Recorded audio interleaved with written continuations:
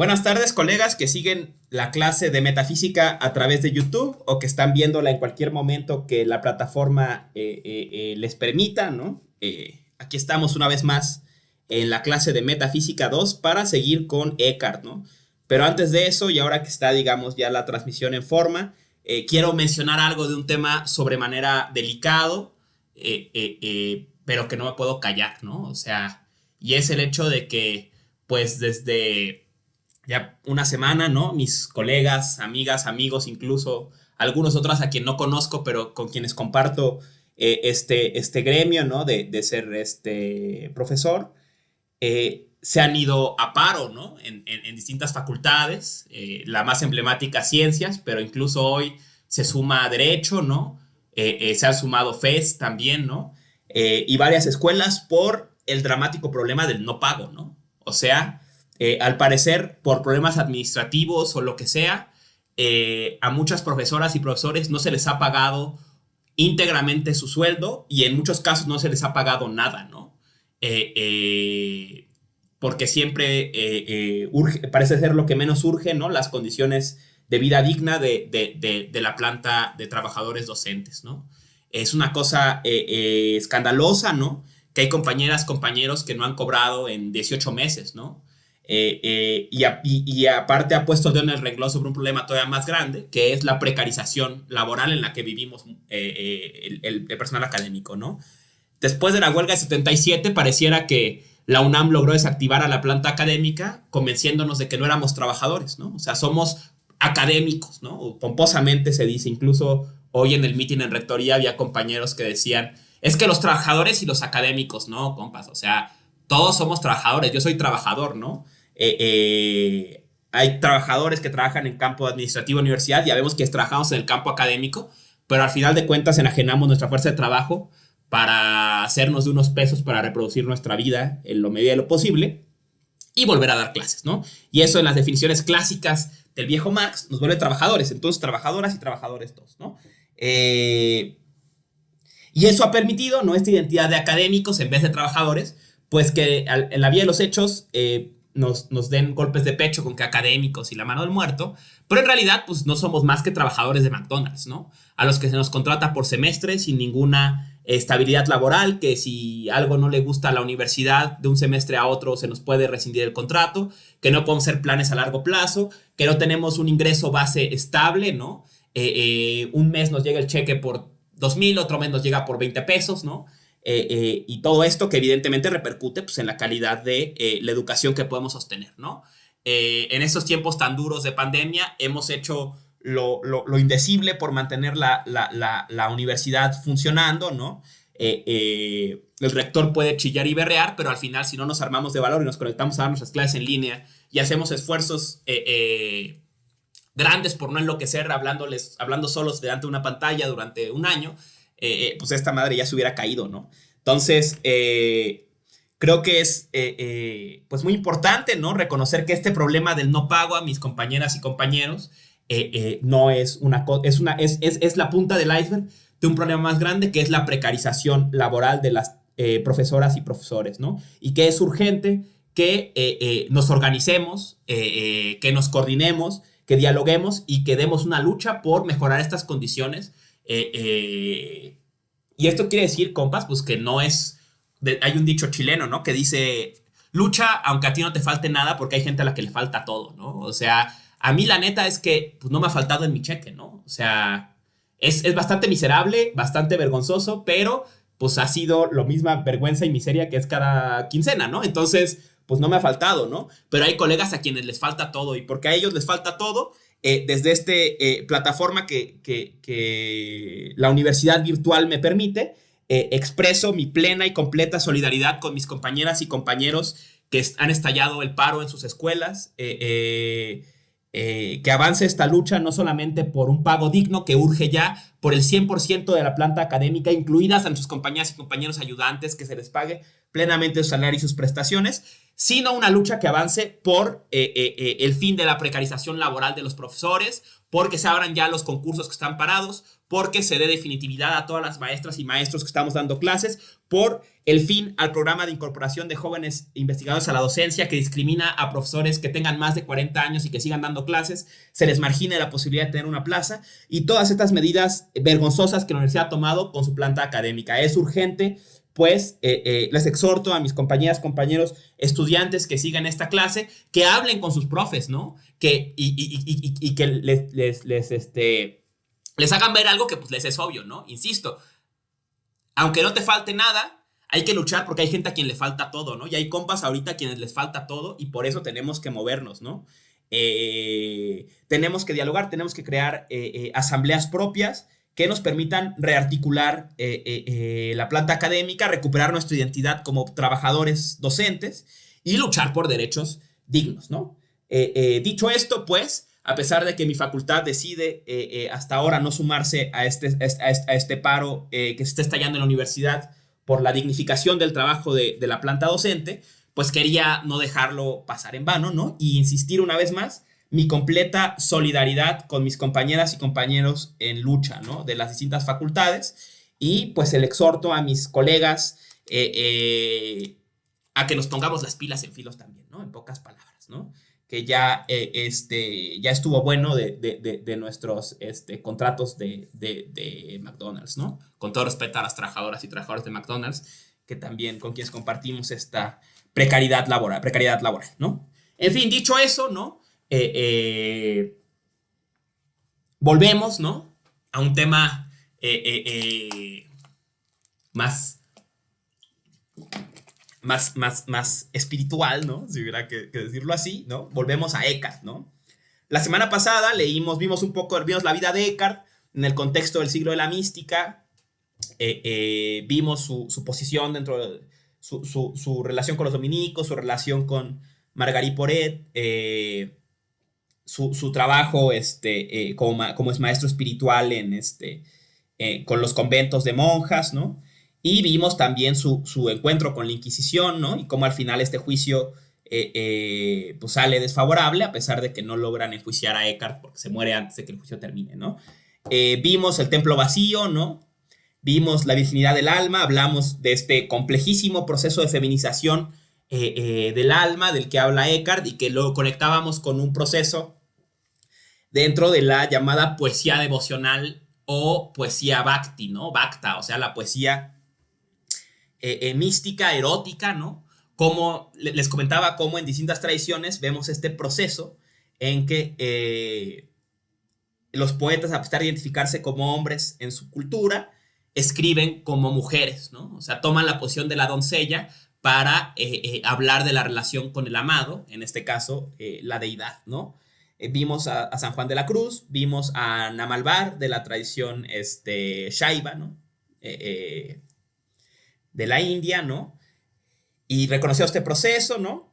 Y nos quedamos en las citas más controvertidas de El vivir sin por qué, ¿no? O sea, rematamos con la famosísima cita, ¿no? Y si no famosa, debería ser famosa porque es maravillosa, ¿no? Dice, pero quien buscara a Dios sin modo, comprende tal como es en sí mismo y de tal modo vive en el Hijo y Él es la vida misma. Quien durante 1000 años preguntara a la vida, ¿por qué vives? Si pudiera responder, no diría otra cosa que vivo porque vivo. Esto es así porque la vida vive de su propio fondo y brota de lo suyo. Por eso vive sin por qué, porque vive de sí misma, ¿no?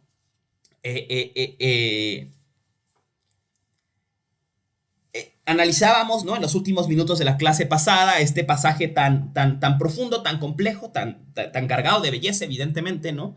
El fondo de Dios es mi fondo, y en ese fondo, si le preguntara a la vida por qué vive, me diría vivo porque vivo, vivo sin por qué, ¿no?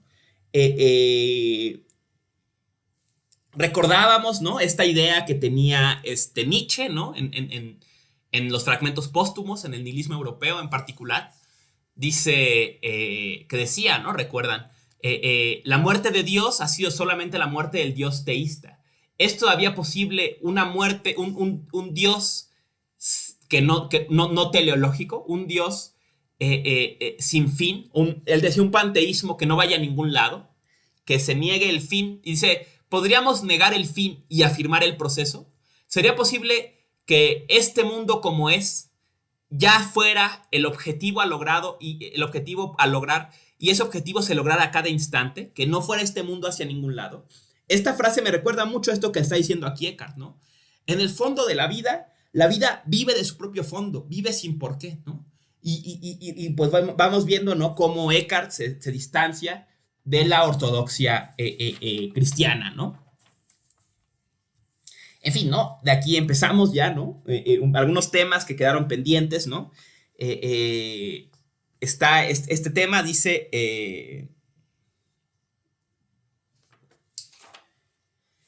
leo hacia el final del sermón, dice, allí florece del Espíritu Santo y ahí surge en Dios una voluntad que pertenece al alma, mientras la voluntad no sea afectada por todas las criaturas y por todas las cosas creadas es libre. Cristo dijo, nadie llega al cielo que no venga del cielo. O sea, esta cita es interesante, ¿no? Porque justamente parece que Eckhart la lleva al límite de cuestionar la propia teleología cristiana, ¿no? O sea, ¿cómo va a ir el alma al cielo hacia un fin si no ya viene o está en ese fondo de alguna forma, ¿no? En ese cielo, en ese paraíso, ¿no? Luego dice, todas las cosas han sido creadas de la nada, por eso su verdadero origen es la nada, y en la medida en que aquella noble voluntad se inclina hacia las criaturas, ¿qué hay con estas en su propia nada? Entonces, aquí está, ¿no? Eckhart rescata el tema de la creación ex nihilo, ¿no? Esta idea cristiana de que de que Dios crea de la nada, ¿no?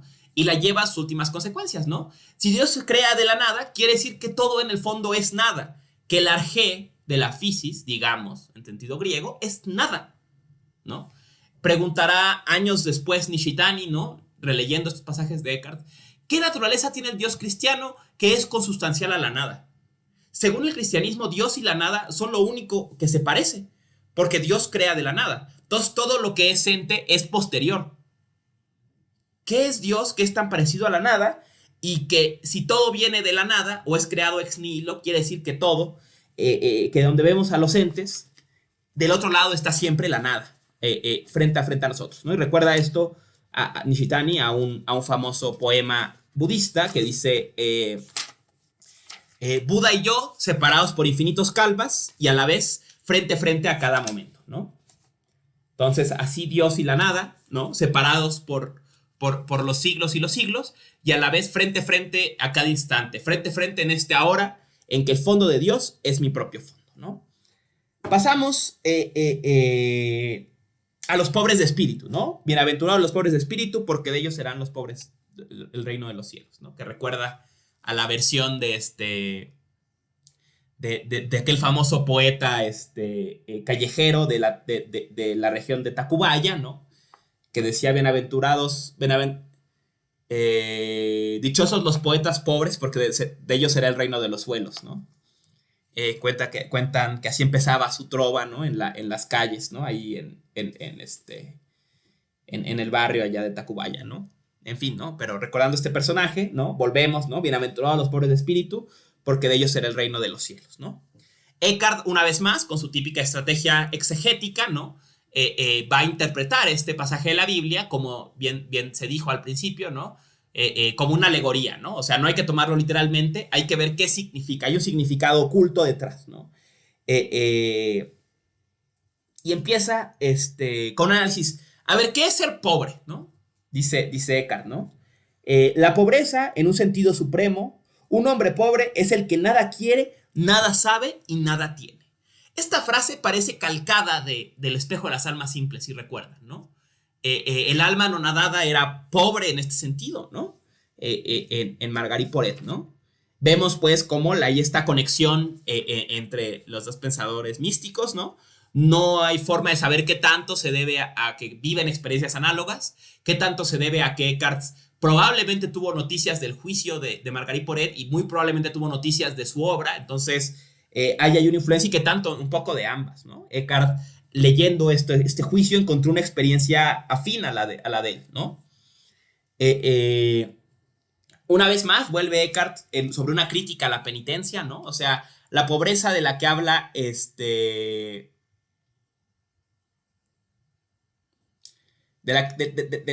la que habla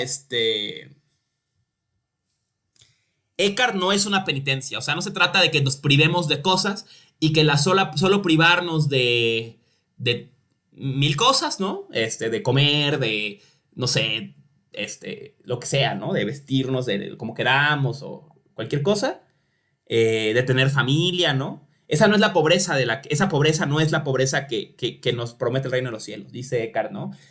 Eh, eh, Mientras el hombre tenga la voluntad de cumplir la preciosa voluntad de Dios, no posee la pobreza de la que hablamos, pues en él todavía hay una voluntad que quiere satisfacer a Dios, y eso no es lo que la pobreza, y esa no es la pobreza correcta. Pues si el hombre quiere ser verdaderamente pobre, debe mantenerse tan vacío de su voluntad creada como hacía cuando él todavía no era, ¿no? Entonces, volvemos sobre el tema del templo vacío, ¿no? O sea, parece un guiño a la imagen del mercader, ¿no? O sea, el que se porta bien para que Dios haga algo por él, ¿no? O sea, sí, Dios, mira, yo soy pobre, o sea, yo no uso un carro lujoso, que muchos religiosos sobra decir que no practican este tipo de pobreza, ¿no? Yo no me caso, yo no tengo familia, yo no vivo en lujos, yo no como en exceso, ¿no? Mil cosas, ¿no? Eh, eh, pero dice Eckhart, pues, y a cambio de eso Dios, pues ahora sí, llévame al cielo, ¿no? Eh, eh, pero señala Eckhart, ¿no? Esa no es el tipo de pobreza que queremos, ¿no? Porque todavía se sigue queriendo satisfacer la voluntad de Dios como otro, ¿no? La pobreza que queremos es la pobreza de modos, digamos, ¿no? El vaciarnos de toda voluntad creada, como todavía no éramos, ¿no? Volver a nuestro fondo, ¿no? Aquí hay algo señalando. Habíamos hablado un poco también de la sesión pasada del caso de Job, ¿no? Creo que está en los tratados, ¿no? Pero sí nos hace pensar en eso, ¿no? O sea, en un poco el tema de la penitencia y la imagen del mercader, ¿no? Sin duda recuerda a este tema al tema de Job, ¿no? Entonces, debe ser una pobreza de voluntad, dice Eckhart, ¿no? Y ahora viene otra de esas citas maratónicas, ¿no? Poderosísimas. La leo, ¿no? Es extensa. Cuando estaba en mi primera causa, no tenía ningún Dios, y yo era causa de mí mismo. Ahí nada quise, ni nada deseé, ya que era un ser vacío y me conocía a mí mismo gozando de la verdad. Me quería a mí mismo y no quería otra cosa. Lo que yo quise es lo que fui, y lo que fui es lo que quise, quedando aquí vacío de Dios y de todas las cosas. Pero cuando por libre decisión de mi voluntad salí y recibí mi ser creado, entonces tuve un Dios, pues antes de que las criaturas fueran, Dios no era todavía. Dios no era todavía Dios, pero era lo que era. Y cuando las criaturas llegaron a ser y recibieron su ser creado, entonces Dios no era Dios en sí mismo, sino era el Dios en las criaturas, ¿no? Vemos otra vez esta imagen. Podemos aquí tomar prestado un concepto de la tradición neoplatónica, particularmente de Proclo, ¿no? El concepto de descreación, ¿no? O sea, aquí hacemos un proceso reflexivo, ¿no? En que volvemos al momento, digamos, nos devolvemos hacia atrás en la creación, ¿no? Y volvemos, cuando estaba en mi primera causa, no tenía ningún Dios. Y yo era la causa de mí mismo. Y ahí fui lo que quise y quise lo que fui, ¿no? O sea, el momento en que no había distinción entre yo y Dios, digamos, ¿no? Luego yo, por propia voluntad, me separé, operé esta separación, y entonces ya nació Dios, el Dios de las criaturas, y ya nació Emiliano, que lo contempla, ¿no? Se dio esta separación, ¿no?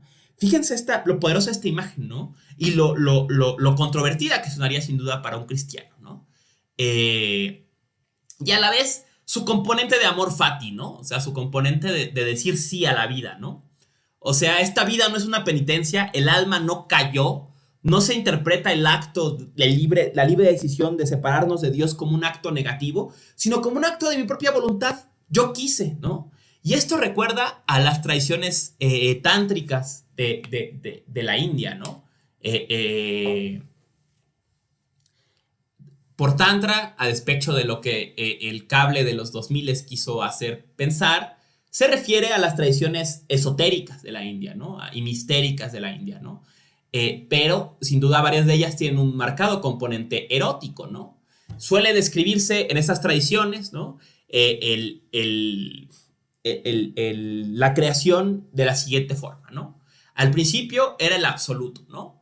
El absoluto suele simbolizarse con una de las deidades tradicionales de la India, ¿no? Normalmente, por ejemplo, es Shiva, ¿no? Al principio era Shiva. Shiva era un absoluto unitario, ¿no? Pero entonces Shiva, a través de un proceso de reflexión, se amó a sí mismo, ¿no? Y en este proceso de reflexión en que Shiva se contempla a sí mismo, nace la relación entre dos, ¿no? Entre Shiva y la actividad de Shiva o el poder de Shiva, ¿no? Normalmente, mientras que a este uno separado se le nombra con Shiva, a la potencia de la deidad se le nombra como una como a la Shakti o la consorte del dios, ¿no? En este caso, digamos, Saraswati, ¿no? O cualquiera de las consortes de los dioses, ¿no? Kali, ¿no? Entonces, Dios, que era uno, se desdobla en Dios, en dos, que se aman, ¿no? Uno es el Dios y otro es la potencia o la fuerza del Dios que se aman, ¿no? Y en ese acto reflexivo, pues, toman distancia uno del otro, ¿no? Y entre ellos dos nace una potencia erótica, ¿no? De deseo, pero a la vez de separación, porque se desean, pero a la vez, para desearse y contemplarse, tienen que hacerse dos, ¿no? Y esta tensionalidad entre estos dos, entre el absoluto y su actividad, digamos, entre Shiva y Shakti, se le llama Spanda, ¿no? O la fuerza expansiva tensional del universo, ¿no? Y esta fuerza expansiva tensional del universo eventualmente se desdobla en este proceso erótico tensional en toda la gama de diferencias hasta llegar a los entes concretos como nosotros, ¿no? Lo interesante de esta tradición es que un poco aquí, como lo está diciendo Eckhart, ¿no? Se piensa el proceso de la creación no como un proceso de caída, no como un proceso no deseado, sino como una realización erótica de la deidad, ¿no? O sea, decía un maestro practicante de Tantra, ¿no? Decía, es que este mundo es un juego de los dioses. ¿Por qué querríamos irnos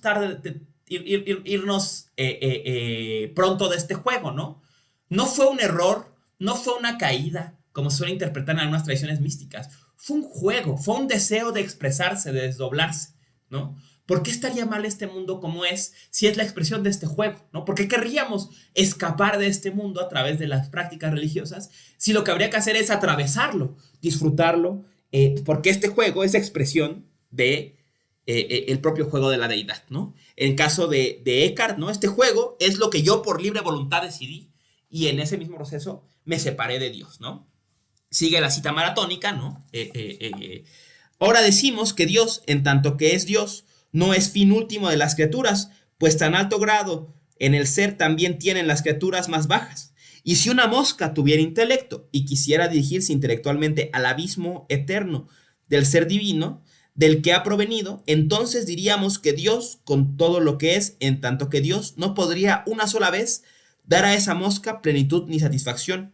Por eso rogamos a Dios que nos vacíe de Dios y que alcancemos la verdad y la disfrutemos eternamente, allí donde los ángeles supremos y las moscas y las almas son iguales, allí donde yo estaba y quise lo que fui y fui lo que yo quise. Por eso decimos, si el hombre quiere ser pobre en voluntad, debe poder querer, desear tan poco como quiso y deseó cuando no era. Así es el hombre pobre que no quiere nada, ¿no? Venga, qué cita tan brutal, ¿no? O sea, yo creo que entre la que leímos de los pobres de espíritu, digo, de vivir sin porqué y esta, ¿no? Es así, vemos lo robusto del pensar de Eckhart, ¿no? Y las imágenes tan bellas que utiliza, ¿no? Volvemos al tema del que hablábamos al inicio de la sesión, ¿no? O sea, queremos volver a ese fondo, ¿no? A donde los ángeles supremos y las moscas y las almas son iguales, donde no hay diferencia, ¿no? Aquí podríamos, y es algo que se ha hecho mucho en filosofía de la nada, ¿no? Pensar la beta ecológica de este pensar, ¿no? O sea, este pensar de la no diferenciación que busca apuntar el pensar a eso que está más allá de las diferencias, de lo que hace que esto sea una cosa y aquello sea otra distinta, de las peiras, de las formas, digamos, ¿no? Este pensar de lo sin forma, ¿no? Que quiere encontrar esto sin forma como fundamento de lo que tiene forma, ¿no? Pues nos lleva a reconocer que todo, que Genka y Panta, ¿no? Que todo es uno, que Genka y Pan, perdón, que Genka Pan, que todo es uno, ¿no? Eh, eh, eh, que todas las cosas tienen el mismo fondo, ¿no? Que en el fondo Dios, el alma y las moscas son lo mismo, pero que es a través de este proceso de creación que se diferencian, ¿no? Dice Nishitani siglos después también en el capítulo 2 de La religión y la nada, que veremos más adelante, pero lo menciono de pasada hora. Dice, él rescata esta idea de Nietzsche, ¿no? De todo lo grande le gusta de las máscaras, ¿no? Que pasaje más allá del bien y del mal, ¿no? Y dice, la persona es una máscara. ¿Qué hay detrás de la máscara de la persona que hace que yo sea Emiliano o Nishitani o la botella o la manzana? Dice Nishitani, nada. Y eso llama a él la personalidad impersonal, ¿no? Todo es absolutamente singular. O sea, esta manzana es esta manzana única, pero en el fondo de esta manzana es todo el universo. Todo lo que siempre ha sido. Este individuo es un acontecimiento único que solo está pasando en este instante de acción que está llevando y es todo lo que ha habido siempre, ¿no? Esto también, y es parte de otra investigación que estoy llevando en este momento, ¿no? Para el doctorado, pero se las comparto, ¿no?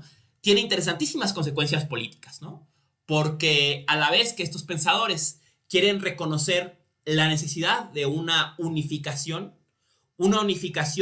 comunitaria, étnica, nacional y eventualmente global, una globalización que reconoce que todos somos parte de lo mismo y eventualmente aún más señalará Nishida y otros pensadores que ahora está muy en boga este tema, del que tuvimos, por cierto, un congreso en 2019, ¿no? El sí mismo ecológico, la idea del sí mismo ecológico, de que habrá una unificación plena con todo lo que es, ¿no? O sea, yo soy planta, yo soy animal, yo soy piedra, yo soy polvo de estrellas, como decía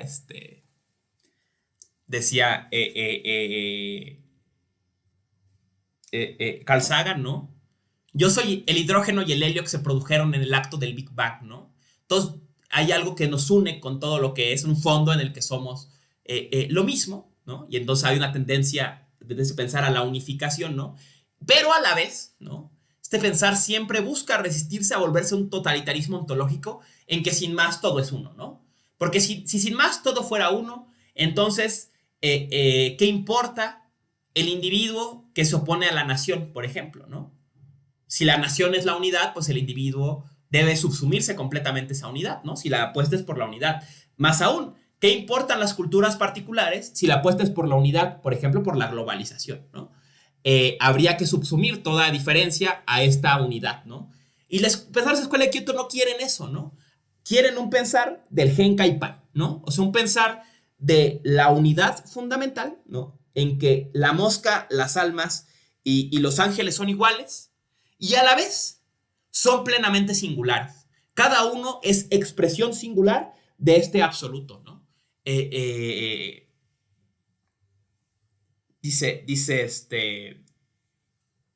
Dice Tanabe, ¿no? En la lógica de lo específico, ¿no? O sea, el individuo no es el inicio porque ese individuo siempre nace de una unidad más grande que es la sociedad, ¿no? Nace ya significado por una cultura particular determinada y entonces no está sin más, como no puedo pensar que el comienzo es el individuo, sino el comienzo es esta unidad. Pero el individuo nace de un acto de rebeldía frente a esa comunidad, ¿no? Frente a a esa sociedad, ¿no? A esa nación, ¿no? Y entonces dice, yo soy porque ahora vamos a hacer las cosas diferentes, ¿no? Y este acto también prefigura esta unidad, ¿no? Entonces, la unidad nunca puede subsumir al individuo, ¿no? O dicho en otros términos más bellos, por supuesto, tomado del Shobogenzo del maestro Dogen, monje zen del siglo XII, del siglo del siglo XIII, perdón, siglo XIII. 1200 a 1240 vive Dogen, ¿no? Decía Dogen, ¿no? Lo que los budas desde Siddhartha Gautama y desde las kalpas anteriores y los patriarcas y los sabios y los maestros y los budas del futuro y los budas que vendrán para las generaciones futuras y que traerán la salvación de mucha gente y la chingada. Disculpa, bueno, todos, ¿no? O sea, todos los que hay todos los sabios, todos dicen lo mismo. La enseñanza de Buda solo es una. En todos los tiempos, en todas las historias. Pero cada quien tiene su propia forma de poner la cuestión. Yo creo que esta es la forma más bella de ponerlo, ¿no? O sea, todo es lo mismo, pero es una forma peculiar, única y singular de lo mismo. Y con ello negar eso singular sería como negar todo lo absoluto, ¿no? Repercusiones políticas interesantes de estos planteamientos, ¿no? Pero volvemos a Eckhart, ¿no? Todos vemos pues, la riqueza de esta cita, ¿no? Luego está esta idea, ¿no? De si una mosca tuviera intelecto y quisiera dirigirse intelectualmente al abismo eterno del ser divino, del que ha provenido, o sea, todos provenimos de este abismo del ser divino, donde yo fui lo que quise y yo fui lo que quise en un sentido y se expresa, la mosca fue lo que quiso, digamos, en un sentido también. Entonces diríamos que Dios, con todo lo que es en tanto que Dios, no podría una sola vez dar a esa mosca plenitud y satisfacción. Por eso, y aquí esta famosa frase de Eckhart, pidámosle a Dios que nos libre de Dios, ¿no? O sea, la propia imagen de Dios, digamos, el Dios de las criaturas, dirá Eckhart, ¿no? Es un modo, ¿no? Y esa propia idea nos hace apegarnos a esa idea y no puede reconocer este fondo, ¿no? Aquí Ueda propone una distinción entre Dios y la deidad, ¿no? O sea, Dios es el Dios de las criaturas, ¿no? Es Jesús, es Shiva, es Siddhartha, es Ometeo, el dios Toble, ¿no? El quien sea, ¿no? Pero son modos, ¿no? Hay que librarnos de esos modos para ver a la deidad, al Dios más allá de los modos, ¿no? Al Dios que era yo, que fui lo que quise y quise lo que fui, ¿no? Recuerda esto, ya lo dijimos, lo vuelvo a mencionar, ¿no? Vemos como una y otra vez hay que saltar a las tradiciones extremo orientales y al cristianismo, ¿no? En este diálogo con Eckhart, ¿no? Decía Lynch, ¿no? Si en el camino de tu práctica te encuentras a Buda, mata a Buda, ¿no? Y sigue, ¿no? Si el camino te encuentras a los patriarcas y te encuentras a Nagarjuna, ya no sé quién, mátalos, ¿no? O sea, no te quedes en, no, yo sigo a Nagarjuna, no, yo sigo a no sé quién, no, yo sigo a no sé cuánto, ¿no?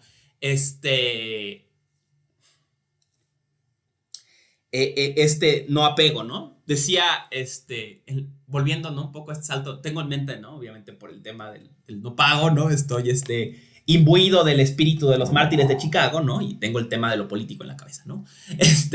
Pero decía satíricamente, creo que era Murray Bookchin quien lo decía, ¿no? Decía, es que es curioso que las tradiciones políticas del siglo XX, todas tengan nombre de persona, ¿no? ¿No? O sea, hay que ser o marxista, o leninista, o trotskista, o maoísta, o juche, o guevarista, o no sé quién, ¿no? O mandelista, o morenista, o no, todos tienen nombre de persona, ¿no? ¿Por qué hay que seguir a otro, no? O sea, no habría que pensar una práctica política desde mí, ¿no? Y es lo que él decía, ¿no? O sea, ¿por qué hay que seguir a alguien más, ¿no? Decía el fuerte de las tradiciones ácratas, ¿no? Que él era anarcoecologista, ¿no? Es que no hay en general, ¿no? Gente que siga o siga aquel, aunque sí hay todavía muchos que dicen vacunincistas, magonistas, de aquel, ¿no? Decía, es lo que habría que cuestionar, ¿no? Porque esa necesidad de seguir estos modos, ¿no? No habría que buscar un camino de principio en el campo de lo político, más allá de identificaciones de, ay, no, yo sigo a este santo, no, yo sigo a aquel, ¿no? Trasladado esto al campo de lo religioso, es lo que acá cuestiona Eckhart, ¿no? O sea, mientras busque a Dios en sus modos, ya nos dijo, me quedo al modo y pierdo a Dios, ¿no? Hasta que no busque a Dios sin modo, no encontraré a la deidad, digamos, usando el término que introduce Ueda. No volveré a ese fondo de donde vine, donde fui lo que quise y quise lo que fui, y en que ángeles, almas, moscas y todos se identifican, ¿no? Psiquetismo religioso total. Sí, guarda esa idea porque vamos a leerla ahorita en Nishitani, ¿no? Estamos, veremos, ¿no? Asistiendo, a mi parecer, ¿no? A un giro en la filosofía de la religión, ¿no? O sea, el encuentro, ¿no? El hecho de que al hablar hoy de filosofía de la religión, ya no hablemos de otro nombre de la teología cristiana, ¿no? Sino que filosofía de la religión tenga que tomarse seriamente como un estudio filosófico de la experiencia religiosa. La experiencia religiosa como algo propio del ser humano, ¿no? Y una vez que nuestra visión se sale de los goznes del pensar cristiano, hay que enfrentarnos a que hay experiencias de lo religioso que no, por ejemplo, una de las categorías que se ha cuestionado en los últimos años y que hace tiempo cuando está en el proceso de cambio al plan de estudios debatíamos es ¿qué significa para la filosofía de la religión en que entran al debate religiones que no tienen Dios? Por ejemplo, el budismo. O en que sí hay dioses, ¿no? Pero Dios es una cosa secundaria. O sea, Buda no es Dios, ¿no? ¿Cómo, cómo o en términos del propio Hitsumatsu Shinichi, ¿no? O sea, ¿cómo dar razón de religiones que niegan la santidad? El famosa máxima de Bodhidharma, vacío, no santidad, ¿no? ¿Qué es entonces la experiencia religiosa si no es la conexión con Dios? Y ahí es donde entra este sincretismo, digamos, ¿no? O sea, lo que se trata o lo que estamos intentando en estas nuevas reflexiones es, y bueno, no, ni tan nuevas, de algún modo tocan, ¿no? Los propósitos del famoso eclecticismo neoplatónico, ¿no? Tan típico del Renacimiento, ¿no? Es entender más allá de las diferencias culturales o a través de estas diferencias culturales, entender qué es la experiencia de la religiosa, ¿no? Al menos hay que reconocer que es una experiencia humana, ¿no? O sea, que no hay humanos que les sea ajeno lo religioso, que les sea ajeno lo sagrado. Pueden no participar de él, pueden negar lo sagrado, pero hasta ahora no hay noticias de nadie que no sepa de qué estás hablando cuando hablas de lo sagrado, en algún sentido, ¿no? Un pueblo que diga, no, yo no tengo idea qué puede ser la religión, ¿no? Podemos ser ateos, pero ser ateos es ya una relación con lo sagrado, ¿no? Aunque sea negándolo, ¿no? Pero en una relación con lo sagrado a fin de cuentas, ¿no? Entonces, estos esfuerzos, ¿no? Y de ahí, insisto, volviendo a lo que decíamos en la clase pasada, Eckhart es tan importante porque se los presenta como una especie de piedra roseta entre la experiencia religiosa cristiana y la experiencia religiosa de otras tradiciones. O sea, como hemos visto, es más fácil leer a Eckhart a veces a la luz de Linchi, a la luz de Bodhidharma, a la luz de Dogen, ¿no? Que leerlo a la luz de Tomás de Aquino. Aunque también se puede leer a la luz de Tomás de Aquino, como ya vimos, ¿no? Entonces, Eckhart nos da un entre, digamos, ¿no? Una piedra roseta, una clave de traducción en que vemos en el cristianismo una experiencia religiosa análoga a la que describen pensadores, practicantes, religiosos, sabios, lo que sea, de el otro lado del Sahara, ¿no? ¿Cómo? ¿No? ¿Cómo es posible que sean tan parecidas en tantas cosas, ¿no? Ese es el tema. Pero bueno, ese será. Volveremos sobre esa reflexión al final, ¿no?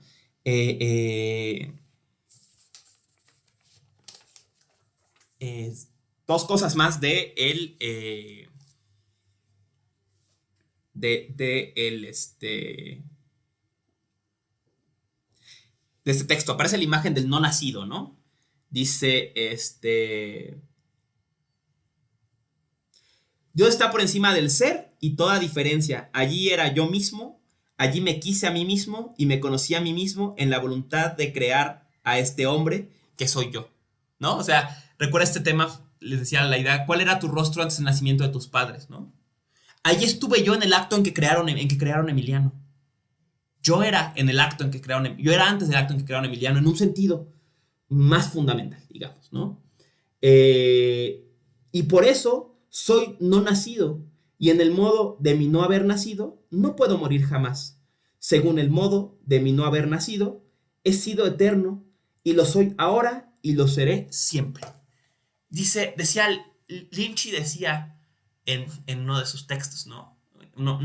Sobremanera enigmático, decía, lo que la práctica del Zen me ha dado, después del Chan, ¿no? Después de mucho tiempo de práctica, y lo que reconozco ahora, es que no hay diferencias, ¿no? O sea, que hay algo que es ilusoria la diferencia entre yo y tú, entre humanos y no humanos, entre hombres y mujeres, entre todas las diferencias son ilusorias, ¿no? Y entonces, dice, yo escribo este texto para mi interlocutor.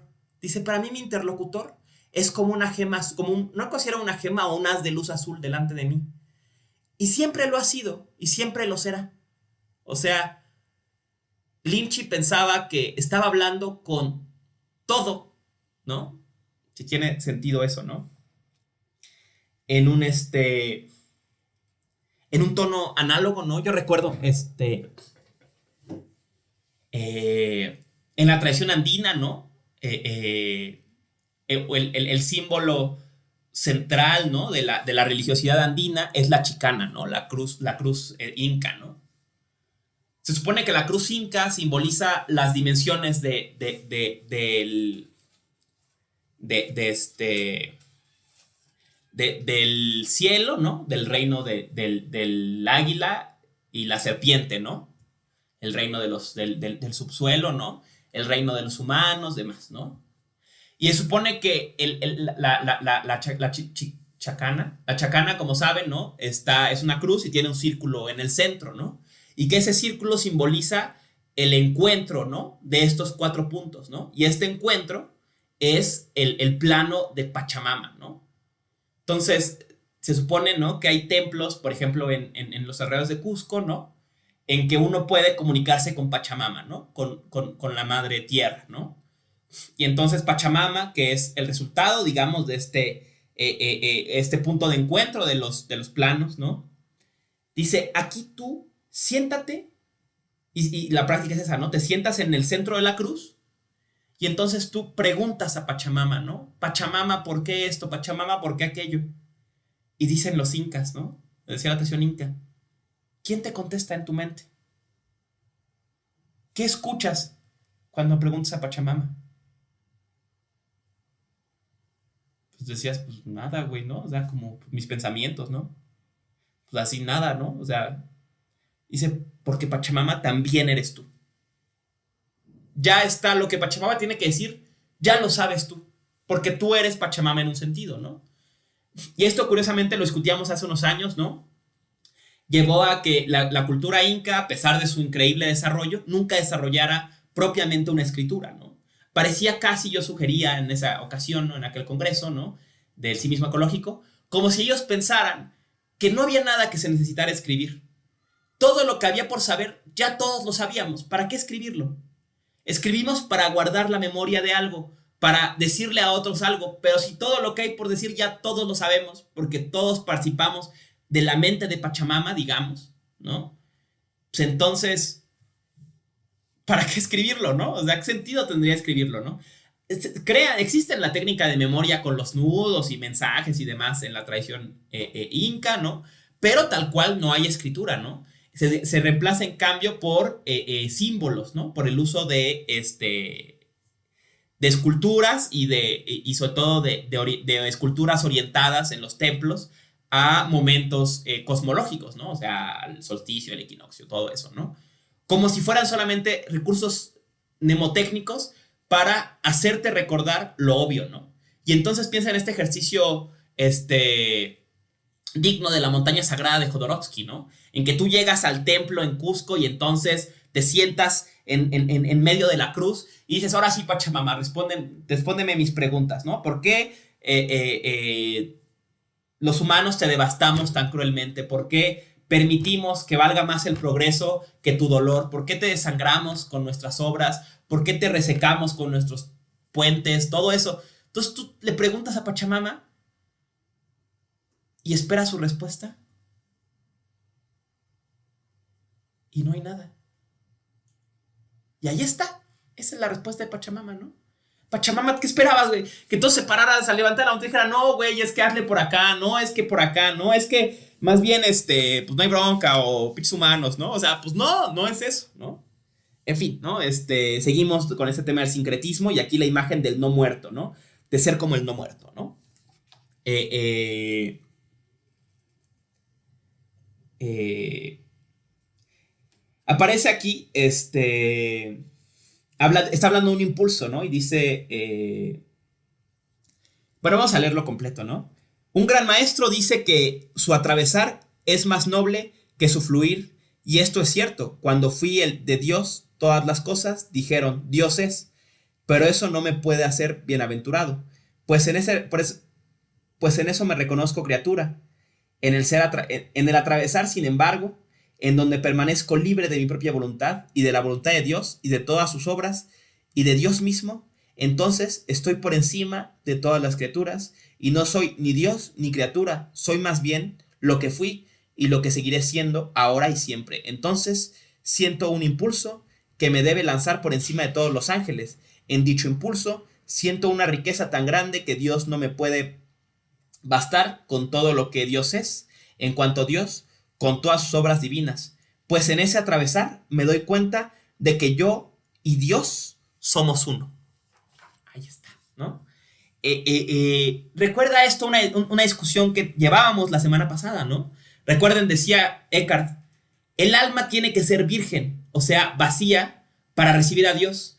Pero no basta que sea virgen, tiene que ser mujer. ¿Qué significaba para Eckhart que fuera mujer? Que fuera capaz de hacer fructífero el don, ¿no? Que fuera capaz de hacer productiva este vacío, digamos, ¿no? Y por eso, ¿no? Seguimos adelantando lo de Ueda porque va saliendo, ¿no? Ueda piensa que el pensamiento de Eckhart en los sermones tiene dos momentos. El momento del nacimiento, le llama él, ¿no? Que es justamente el proceso de purificación de los modos del alma para quedar vacía y recibir a Dios, ¿no?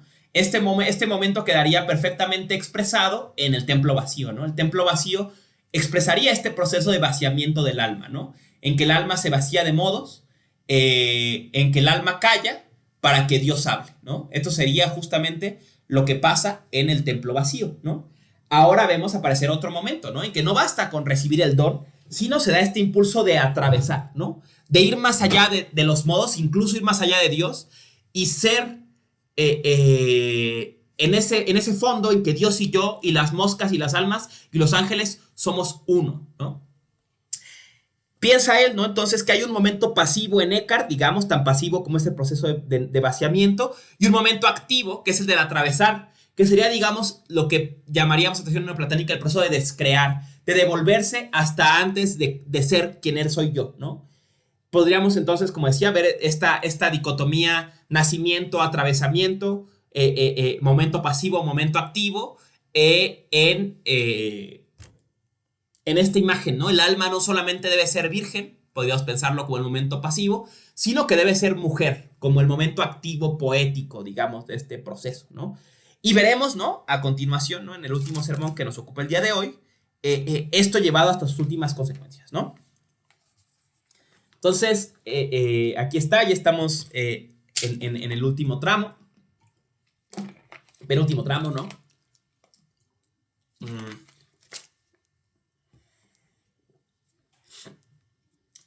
El fruto de la nada, ¿no? El sermón que le da nombre a esta compilación de Amador, ¿no?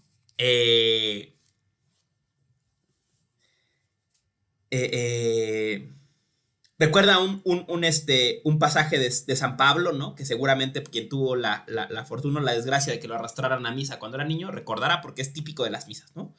Yo nunca voy a misa y ya lo he oído varias veces, ¿no? Entonces imagínense. Saulo se levantó del suelo y con los ojos abiertos nada veía, ¿no? En pasaje de Hechos, ¿no? Al parecer, ¿no? En el episodio, por lo que recuerdo, ¿no? Es que esta idea de que Jesús va a volver después de cierto tiempo, después de la crucifixión. Entonces van los discípulos a buscarlo a su tumba, si no me equivoco, ¿no? Y entonces les aparece como una luz y entonces se cae así y no puede ver nada, ¿no? O sea, abre los ojos Saulo y no ve, ¿no? Abrió los ojos y nada vio, ¿no? No, y entonces dicen, ay, los padrecitos, ay, no, es que no podía ver a Dios porque era su forma real y entonces está muy difícil, no sé, ¿no? Pero aquí solamente toma carta de ese pasaje, ¿no? Que Saulo delante de Dios abrió los ojos y nada vio. Dice, ¿qué significa este pasaje, no?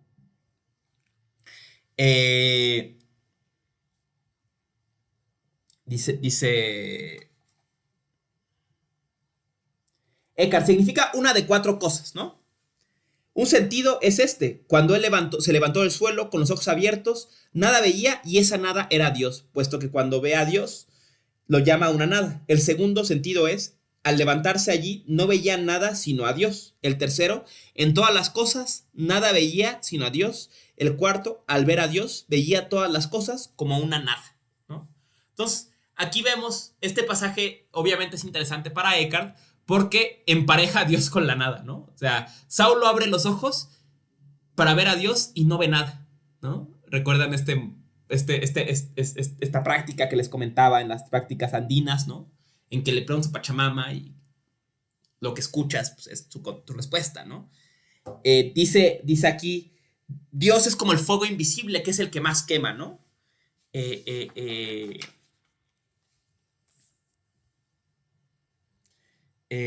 Un poco empieza aquí a sugerir Eckhart, ¿no? Esta idea de que de que hay cosas que están ahí, pero no son visibles, ¿no? O sea, que son nada en un sentido, pero actúan, ¿no? Por decirlo así, ¿no?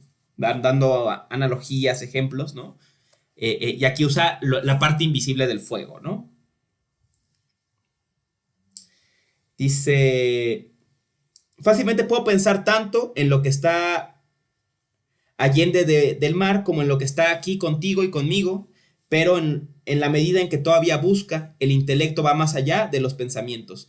Anda por todas partes y busca espía aquí y gana y pierde.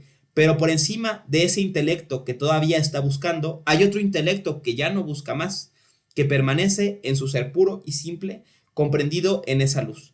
Y yo digo que en esa luz todas las potencias del alma se elevan, los sentidos saltan sobre los pensamientos, pero los elevados e insondables que son, es algo que nadie sabe sino Dios y el alma, ¿no? Este pasaje es interesante porque en el texto de Eckhart, un poco también como en el de Margarit Porete, aunque tal vez menos, ¿no? Vemos, ¿no? El testimonio de una experiencia de lo sagrado, ¿no? O sea, de una forma de hacer experiencia de lo sagrado, pero ¿qué significa esto en Vía de los Hechos, no? Y en Eckhart hay algunos guiños, ¿no? De qué prácticas nos abren a ver el fondo de Dios como mi fondo. O sea, no es algo nada más porque ahora voy a ver el fondo de Dios como si fuera mi fondo. Ahí voy, ¿no? Algo tenemos que hacer. O sea, ¿cómo se dispone la conciencia para este tipo de experiencia, ¿no? Sería la pregunta que les pregunto mientras conecto mi computadora, que se me acabó la...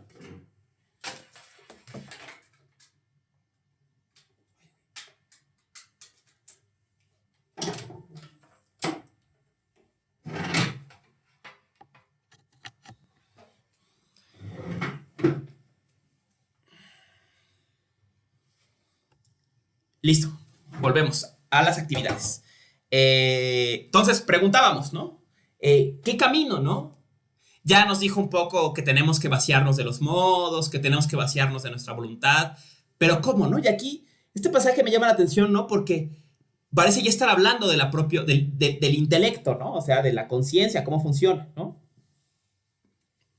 Recuerda mucho a una idea arcaica, una vez más, en el budismo, una explicación que se utiliza para la práctica, particularmente la meditación, que es la idea de la mente del mono y la mente del elefante, ¿no? Exacto, ¿no? La imagen de la mente del mono y la mente del elefante, ¿no? La idea es que la mente del mono es esta mente que va de una cosa a otra y espía y gana y pierde, ¿no? Imagínense un mono que va de una rama a otra, ¿no? Y fum, fum, fum, y ve el mono para acá y ve el mono para allá, ¿no? Y la mente suele estar así, ¿no? Suele estar sin sosiego, ¿no? O sea, y va esto, ay, ya compré tal cosa, ay, ¿qué voy a comer cuando acabe mi clase? Ay, la madre es que hay viento, ay, es que creo que dejé la ventana abierta, ay, mi gato estará bien, ay, ya se acabaron las croquetas, ay, no, y Juanita sí me querrá, ay, pero tengo que arreglar mi bici, ay, ¿cuándo pasó tal cosa? Ay, qué vergüenza hice el domingo en la fiesta, ay, no, no, o sea, nuestra mente va para todos lados, ¿no? Y fum, fum, fum, y estamos aquí y allá y preocupados. Dice aquí, por quien está aquí, por quien está allende del mar, ¿no? O sea, anda a todos lados, ¿no? Y dice, está este intelecto, la mente del mono, ¿no? Que va de un lado a otro, usando esta imagen budista, ¿no? Que aquí parece Descartes reproducir tal cual esa experiencia. Y dice, pero por encima de este intelecto que todavía está buscando, hay otro intelecto que ya no busca, que permanece en su ser puro y simple, ¿no? Entonces, diríamos, ¿no? Que en Eckhart hay aquí un llamado, al menos implícito, a tranquilizar la mente, a callar el flujo de los pensamientos, a no concentrarnos en un pensamiento y otro, y otro, y otro, sino en la mente que no busca, ¿no? Decía un maestro zen, ¿no? Contemporáneo, ¿no? No veas las nubes, sino ve el cielo. O sea, no es porque dejes de ver no es porque deje de haber nubes en el cielo, sino presta la atención más al cielo que a las nubes. No te vayas una nube que, ay, es que ya se me acabó lo de aguacate, ay, es que ya no sé qué, ay, es que entonces, ¿qué va a pasar con el paro de trabajo? Ay, que no, o sea, concéntrate en el cielo, ¿no? Entonces, vemos aquí, interesante una vez más, en este tema del sincretismo del que venimos hablando, ¿no? O al menos del estudio comparado, de las tradiciones religiosas, una práctica, la sugerencia de una práctica religiosa análoga a las prácticas extremo-orientales de meditación, ¿no? O sea, dejar de seguir de un pensamiento a otro y por un segundo calmar la mente, ¿no? Hacer la mente el elefante que no, que se queda, ¿no? No anda brincando de un lado para otro como el mono, ¿no? Ejemplo interesante, ¿no?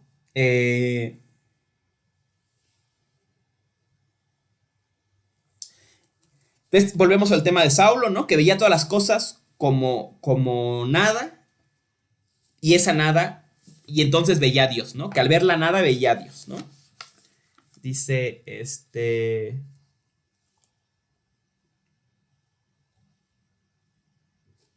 Dice, esto se puede entender en 4 sentidos, una vez más, ¿no? Se vuelve sobre el tema, ¿no? Dice, o Dios es innombrable,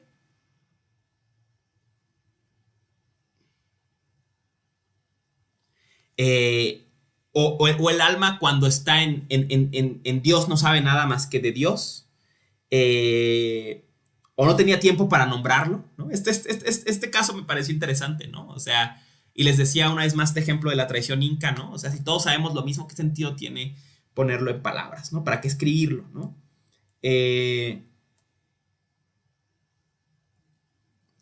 Quizás imaginaba que con amor pronunciaba todos los nombres de Dios, ¿no? Y aquí viene otra vez esta idea de amor, ¿no? Recuerda muchísimo a Marguerite Porete. Es muy difícil pensar que este pasaje sea independiente, aunque claro, el tema del amor es tema fundamental del cristianismo, ¿no? Y luego dice, ¿no?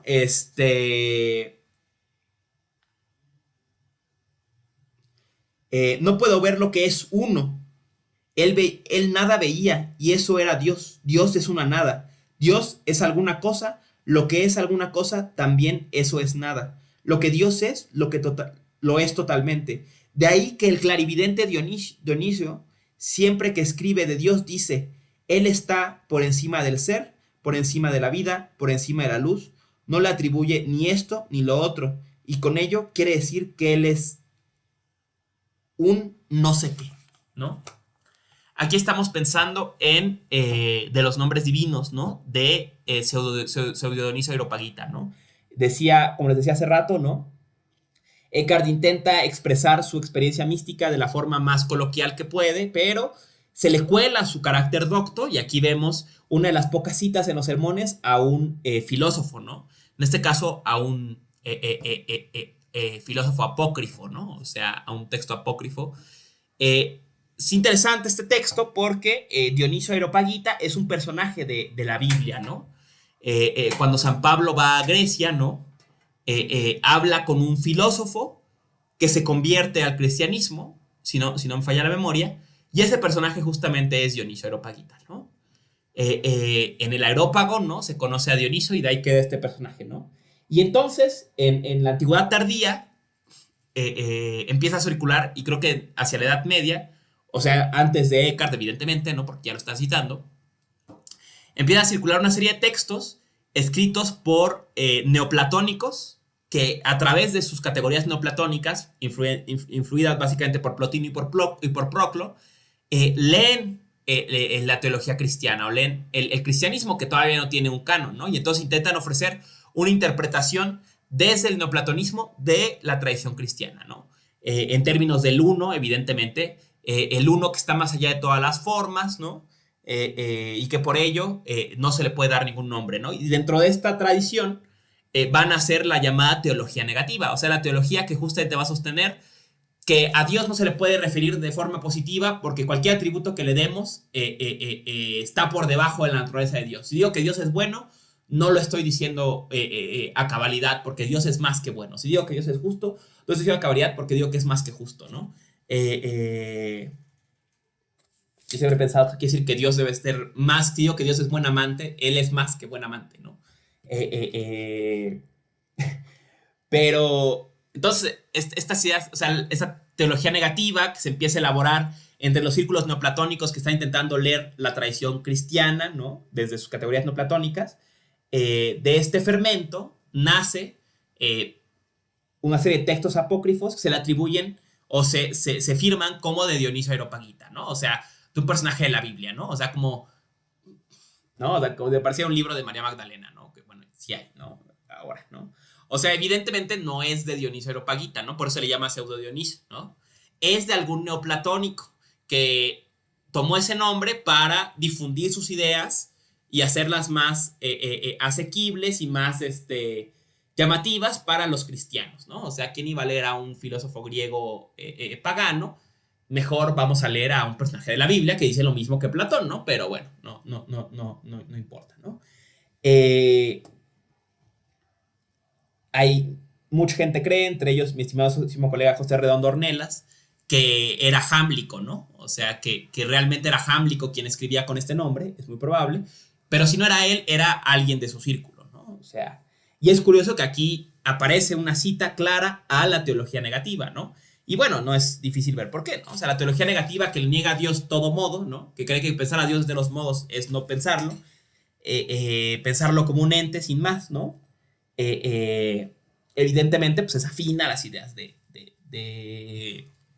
Eckhart, si no puedo decir incluso que las ideas de Marguerite Porete y de Eckhart son un intento de llevar a Dios, digo, a la teología negativa hasta sus últimas consecuencias, ¿no? Otro pasaje enigmático, ¿no? No tan maratónico, pero denme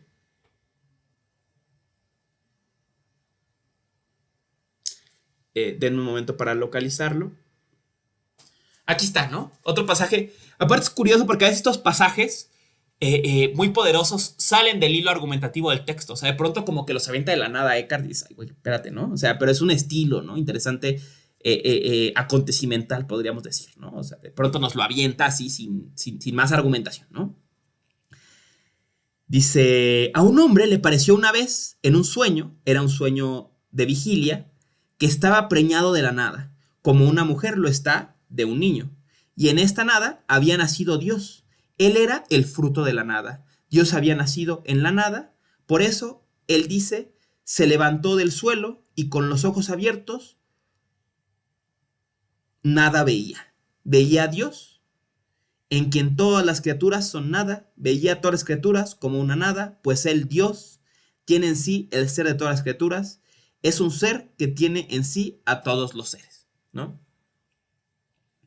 Es curioso, ¿no? Que aquí le da nombre al sermón de esta anécdota, ¿no? Medio rara de alguien que soñó que estaba preñado de la nada, ¿no? Yo siempre he pensado que Eckhart está escribiendo un sueño que tuvo él, ¿no? Es un sueño, o sea, no sé, ¿cómo le cuentas a alguien ese sueño, no? Oye, güey, soñé que estaba preñado de la nada, ¿no? Difícil de explicar, ¿no? Y una vez más vemos este proceso de la feminización, ¿no? O sea, eh, eh, eh, el preñado de la nada como una mujer lo está de un niño, ¿no? La idea de el proceso de la fecundación y de la hacer fructífero el don, como dice Eckhart, ¿no? Eh,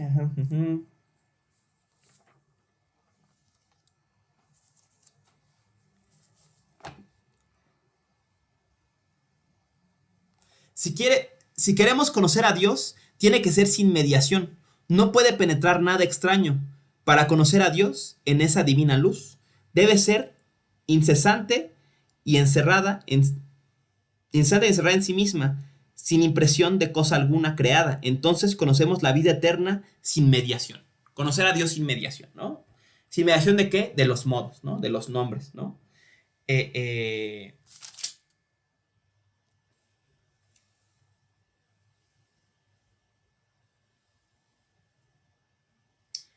eh, bueno, aquí algo sobre la luz, pero bueno, aquí vamos a ver este.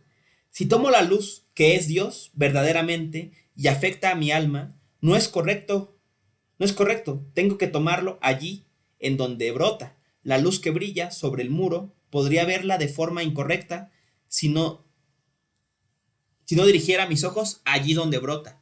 Y aun cuando la tome allí, donde permanece libre de ese brotar, debe tomarla tal cual es, sostenida en sí misma. Incluso entonces no es correcto, no debo tomarla ni de donde afecta, ni de donde nace, ni de donde brota, ni sostenida en sí misma, porque todo eso es un modo del ser. A Dios hay que tomarlo en tanto que modo sin modo, y en tanto que ser sin ser, pues no tiene ningún modo. Por eso dice San Bernardo, quien a ti Dios quiere, conocerá, quien a ti Dios quiere conocerte, deberá medirte sin medida.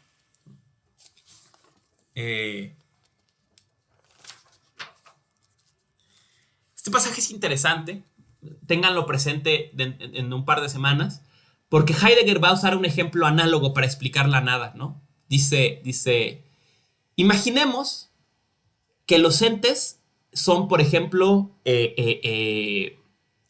parafraseo el ejemplo rápido, ¿no? Por decir, un platón de manzanas, ¿no? Estoy viendo, hay un platón de manzanas en mi mesa. Entonces, siempre uso ejemplos de manzanas porque delante de la computadora hay un platón de manzanas, ¿no? Pero es un platón de manzanas. Los entes son ese platón de manzanas. ¿Qué hace que sean? O sea, que se hagan manifiestos, que los podamos ver, digamos, en esta analogía, ¿no? Dice una luz. Pongamos, por ejemplo, y voy a hacer el ejemplo porque creo que la tengo a la mano. Y sí, la tengo a la mano, ¿no?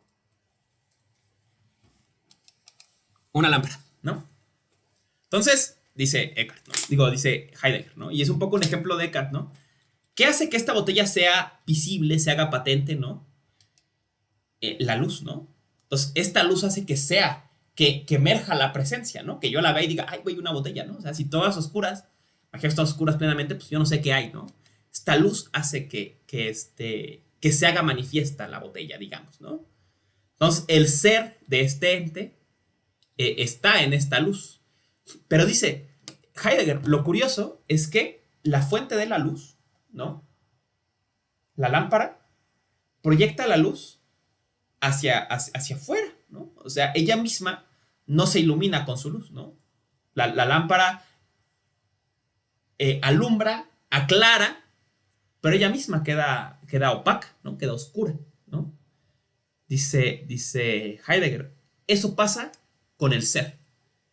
El ser hace manifiesto al ente, pero en su hacer manifiesto al ente se sustrae. O sea, él mismo se oculta, o sea, proyecta su luz, digamos, ¿no? Ya se manifiesta la mano, pero él mismo se sustrae de esa luz, ¿no? Entonces, bueno, van a quedar más claro para ustedes este ejemplo cuando leamos a Heidegger, pero noten cómo es un ejemplo calcado de Eckhart, ¿no? En fin, ya para ir terminando, saltamos a el que a mi parecer es el sermón más peculiar de Eckhart, ¿no? El que sí rompe completamente con su tradición y que, bueno, es maravilloso, ¿no? Y es Marta y María, ¿no? Marta y María, otra vez, ¿no? Va a ser un exégesis de un episodio de la Biblia, ¿no? Un episodio en que llega Jesús a casa de dos hermanas, están Marta y María, y entonces llegan los apóstoles, ¿no? Y entonces, ¿no? Se sienta Jesús muy al estilo del, muy patriarca, ¿no? Se sienta en el sillón y todos estos cabrones también se sientan alrededor y empiezan a echar rollo de que Dios y el amor y la bienaventuranza y todo, pero pues no les preocupa qué van a comer, ¿no? Que traen los pies sucios, que tienen necesidades, ¿no? Entonces, Marta, la hermana mayor, se va a la cocina, ¿no? Y empieza a cocinar algo para los invitados, ¿no? Y mientras María le vale madres todo y se sienta a los pies de Jesús y escucha acá que está el güey echando rollo, ¿no? Un episodio que seguramente le suena muy conocido, ¿no? Muy conocido, ¿no? Y entonces, pues obviamente Marta se enoja y le dice, Jesús, dile a María que me ayude a cocinar. Y el otro dice, Marta, Marta, ¿no? Tú la riegas, ¿no? Porque habría que, tú preocupada por las cosas mundanas como qué vamos a comer, cuando realmente lo importante es amar al prójimo, lo que sea, ¿no? Este episodio de la Biblia es muy importante por dos cuestiones, ¿no? Porque es uno de los pasajes en el Nuevo Testamento en particular que va a cuestionar o a poner a discusión el rol de género de la mujer, ¿no? O sea, Marta asume el rol de género ortodoxo, digamos, en su cultura, ¿no? Del cuidado, ¿no? Del cuidado. Y María se rebela contra ese rol y en cambio quiere dedicarse a la contemplación, ¿no? Por otro lado, ¿no? Y obviamente de la mano de esto, también es un sermón que presenta una oposición entre la vida activa, ¿no? La vida práctica, la vida del cuidado, la vida de la reproducción de la vida y la vida contemplativa, espiritual, ¿no? O sea,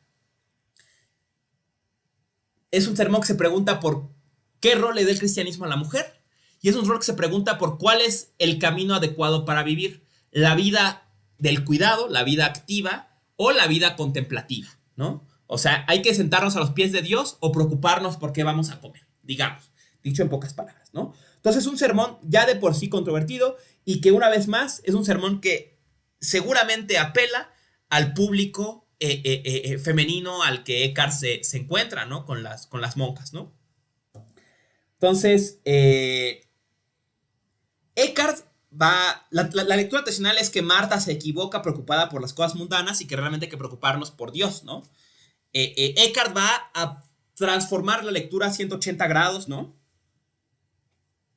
Y a darnos una interpretación contraria en que Marta era la que tenía la razón, ¿no?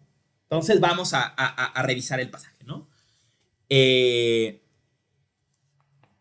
entonces va a analizarlo, ¿no? Entonces María a los pies de Cristo deseaba y no sabía de él qué quería sin saber y no sabía el qué y quería sin saber el qué, ¿no? O sea, nada más estaba ahí topando, ¿no? Digamos, ¿no? También Marta le empujaban tres cosas a andar de un lado a otro y a servir a Cristo. La primera era la edad adulta y un fondo de su ser bien ejercitado hasta el extremo, por lo que pensó que nadie como ella estaba tan bien preparada para la actividad. La segunda era una sabia comprensión de que sabía ordenar bien la acción exterior hasta lo más extremo de los amores. La tercera era el rango del amado huésped. Entonces, dice, digamos, empieza la sugerencia. Marta tiene una relación más madura con Dios, porque o sea, no se emboba en Dios, digamos, no queda pasiva frente a Dios, sino recibir a Dios la lleva a la actividad, digamos, ¿no? Y aparte a una,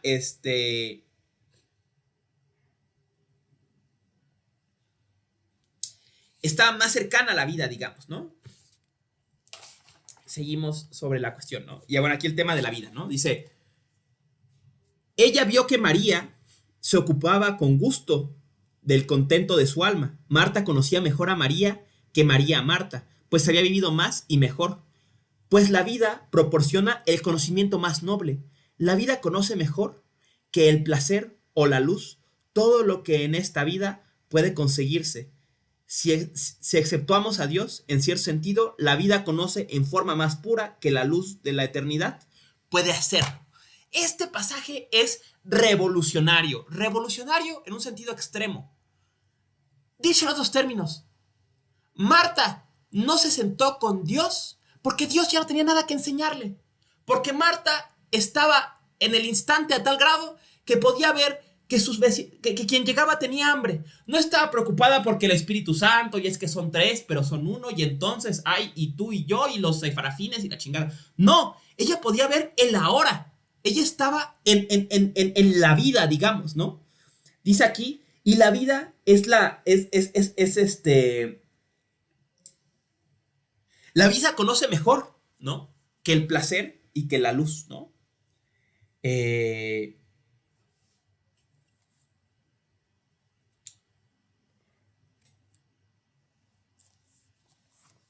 Dice, y aquí reivindica Eckhart a los paganos, ¿no? Dice, cuando no se ve la vida más que a sí misma, discierne mejor lo semejante de lo que no es semejante. San Pablo en su arrebato vio a Dios y a sí mismo en Dios, según el modo del Espíritu, y sin embargo no conoció en él cada virtud en imagen, pues todavía no había llegado al ejercicio de la obra. Los maestros paganos llegaron por el ejercicio de las virtudes a una tan alta contemplación del que conocieron cada una de ellas en sus imágenes de forma más exacta que San Pablo o cualquier otro santo en su primer arrebato. Agárrense. Volvemos al tema que sacaron a relucir ahorita del sincretismo, ¿no? Conoció más los maestros paganos a Dios, aunque todavía no había nacido Jesús. Eran más cercanos a Jesús, aunque Jesús aún no había nacido, que lo que era San Pablo, que lo contempló con sus ojos. Y lo eran a través de la actividad. Y más aún, más radical aún, es más cercana esta mujer en la cocina a la vida, a la deidad, que su hermana sentada a los pies de Jesús. Díganme si esta idea no es revolucionaria. Díganme si esta idea no está rompiendo con todos los cánones cristianos, ¿no? Seguimos, ¿no? Sobre el tema, ¿no?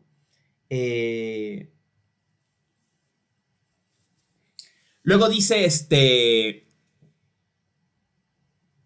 entonces Dios le contesta, ¿no?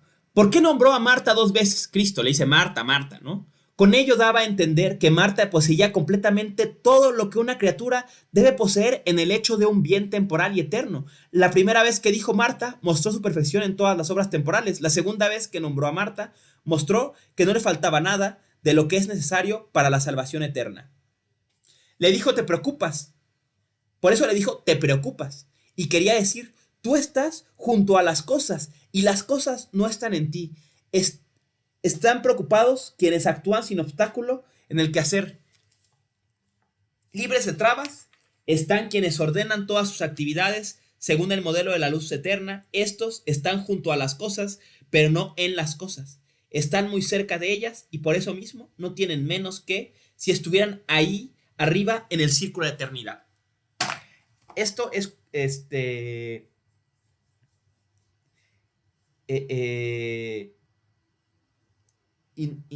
importantísimo, ¿no? Voy a glosarlo al final porque ya tenemos el tiempo encima, ¿no? Y quiero terminar, ¿no? Vamos a leer las últimas líneas del sermón, ¿no? Bueno, no, es importante, habla de las tres vías, ¿no? Para llegar a Dios, ¿no? Dice, una vía es buscar a Dios en las cosas. La segunda vía es un camino sin camino, libre sin embargo, atado, en donde se eleva y los arrebatados sin voluntad y sin imagen sobre sí mismos y todas las cosas, aunque no se permanece en su esencia. Este es, digamos, el camino de la contemplación. El tercer camino se llama camino y es un estar en casa, es decir, contemplar a Dios sin mediación en su ser propio, ¿no? Vamos a terminar al final con el tema de estar en casa, ¿no? Dice al final el sermón, ¿no? Mucha gente quiere llegar a liberarse de sus obras, por ello, digo, esto no puede ser. Desde el momento en que los discípulos recibieron el Espíritu Santo, empezaron a ejercitar las virtudes. María se sentó a los pies del Señor y escuchaba su palabra y aprendía, pues primero estuvo en la escuela y aprendió a vivir. Pero cuando ya había aprendido y Cristo subió al cielo y ella recibió el Espíritu Santo, entonces empezó a servir y fue más allá del mar y predicó y enseñó y fue una sirvienta y lavaba la ropa a los discípulos. Cuando los santos se hacen santos, entonces empiezan por primera vez a ejercer las virtudes, pues entonces recogen un tesoro para la salvación eterna. Todo lo que se ha hecho en anterioridad solo expía y comporta castigo eterno, ¿no? Vamos a glosar esto último ya para terminar la sesión de hoy, ¿no? Aquí Eckhart rompe con todo canon místico incluso, ¿no? De su tradición, ¿no? Dando una última reivindicación a la vida activa, ¿no? El camino para encontrar a Dios no es la penitencia. El camino para encontrar a Dios en un segundo grado es el vaciamiento interior y la práctica y acalmar la mente. El verdadero camino es la actividad cercana a la vida, ¿no? Dice entonces, ¿no? El tercer camino es un camino que es más, se debe llamar más bien estar en casa. ¿Por qué es un estar en casa? Porque lo que descubre Eckhart y que ya hemos visto a lo largo del texto es que Dios no está afuera, Dios no está lejos, Dios no está en el futuro, Dios no está en el cielo. Dios soy yo. Él mismo lo dijo, Dios y yo somos uno. Quien está en su fondo está en Dios y expresa ese fondo no yéndose al cielo, no esfumándose en el nirvana después de mucho meditar, lo expresa en su actividad cotidiana. Concluyo con un ejemplo que veremos más a fondo, ¿no? Cuando el maestro Dogen, buscando la verdadera enseñanza del budismo, viaja de Japón a China, se encuentra, cuenta la anécdota, a un monje ya muy mayor cargando un montón de cajas, ¿no? Camina a un templo. Y le ofrece ayuda y el monje se niega a recibir su ayuda, pero lo dirige al templo, ¿no? Y en un momento Dogen, que era un estudioso de los sutras, o sea, un intelectual budista, digamos, le pregunta al maestro, le dice, maestro, si usted es ya un monje tan venerable, o sea, viejo, ¿por qué sigue usted en la cocina? ¿No sería mejor que usted se dedicara a la práctica y a la contemplación de los sutras y los monjes jóvenes cocinaran? Y el monje, y bueno, aquí varían las historias, ¿no? El maestro se ríe y le dice, una versión dice, tonto monje, dice, ¿por qué dejaría que alguien más hiciera mi práctica, ¿no? Y otra versión de la historia cuenta, ¿no? Parecida al mismo tema, ¿no? Que entonces le dice, y entonces mientras está cocinando, el maestro agarra dos hojas de lechuga, ¿no? Y las pone así. Y le dice, mira, esta es una casa adecuada para que Buda resida, ¿no? Una de las peculiaridades del budismo, particularmente en sus vetas extremorientales, en China y en Japón, es el extremo de la inmanencia, ¿no? Ellos niegan la idea de que la práctica budista deba liberarnos a otra tierra u otra dimensión y consideran que solamente debemos regresar a este mundo como es desde otra perspectiva, digamos, ¿no? Que la práctica lo que nos hace reconocer que este mundo ya es la tierra de Buda, dicho en términos de Dogen, ¿no? Ya es la naturaleza búdica, este mundo como es, con todos sus problemas, ¿no? Que solo hay que cambiar nuestra perspectiva ante él, ¿no? Y que en cambio el lugar de la práctica budista no es el paraíso, sino es este mundo, ¿no? Y de ahí hay una práctica que existe desde la India, según la cual, una idea en la India, que existe desde la India, según la cual todos los maestros que alcanzan el despertar, en vez de buscar vivir ya eternamente en la contemplación de Buda y en el nirvana y la paz y todo, lo que buscan es reencarnar. Ya no quieren huir de la reencarnación, quieren reencarnar. ¿Para qué? Para ayudar al otro. Para ayudar al otro, ¿no? Esto lo veremos, ¿no? En el sermón en los textos de Ueda, ¿no? En la fábula del buey y el boyero, pero hasta que hablemos de budismo, ¿no? No pude ya decir mucho más de Ueda, pero déjenme decir una cosa más, ¿no? Sobre el sincretismo leo una cita que hace Ueda en Ishitani. Dice, el título Dios y la nada absoluta quiere expresar también que la experiencia cristiana de Eckhart alberga en sí una analogía con la experiencia budista. Me parece algo de vital importancia en esta situación actual. Allí donde los condicionamientos históricos de dos mundos espirituales tan dispares son atravesados, se manifiestan los inicios de vivencias religiosas originarias, como corresponde a la esencia humana como tal. Ese es el sincretismo que encuentran en Eckhart, ¿no? Ese es el tema. Que si Eckhart pudo pensar de una forma análoga a Dogen, análoga a Lynch, análoga a Bodhidharma, ¿no? Quiere decir que lo que experimentó Eckhart es lo mismo que experimentó Lynch, aunque nunca se conocieron, aunque no podían leer sus textos, aunque vivieron en mundos culturalmente, ¿no? Si dos personas escribieron una manzana, querría decir que en los dos lugares hay manzanas, ¿no? Estamos aquí atestiguando algo que está en una experiencia posible a la conciencia o al alma humana, la experiencia de Dios como nada, una experiencia que compartieron los budistas con estos pensadores cristianos, ¿no? Y por eso es sobremanera sugerente, ¿no? En fin, ya no digo más del tema porque ya me pasé de tiempo.